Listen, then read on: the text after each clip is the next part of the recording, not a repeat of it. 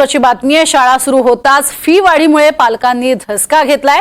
शाळेतील फी वाढी संदर्भात एक लोकल सर्वेक्षण समोर आलंय। यावेळेला गेल्या 3 वर्षात शाळांनी 50% ते 80% फी वाढ केल्याचं काही पालकांचं म्हणणं आहे, असंही सांगण्यात आलंय।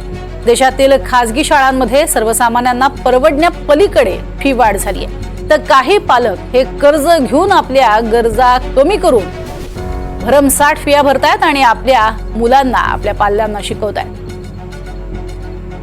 तर खासगी शाळांमधील फी वाढ ही प्रचंड मोठ्या प्रमाणात होतीये। सर्वेक्षणातनं ही बाब समोर आली आहे। ग्राफिक्सच्या माध्यमातून पाहूयात। 50 ते 80% ही फी वाढ झालेली आहे।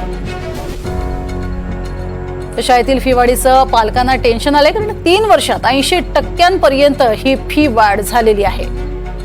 309 जिल्ह्यातील 31,000 पालकांचं हेच मत आहे, जे सर्वेक्षणातनं नोंदवण्यात आलंय। 3 वर्षात 50 ते 80% फी वाढ झाल्याचं 42% पालकांचं मत आहे।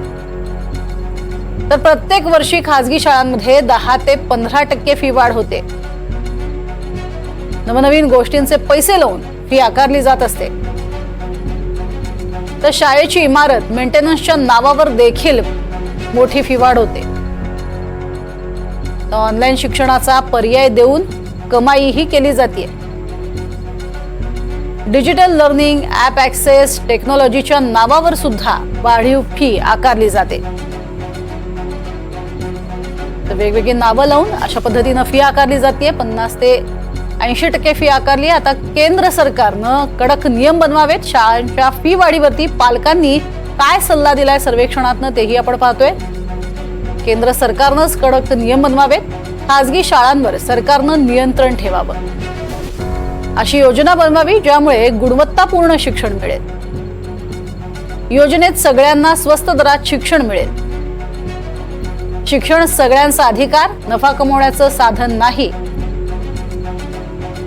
असं पालकांनी म्हटलेलं आहे। भरमसाठ फिया भरणाऱ्या पालकांचा हा सल्ला आहे।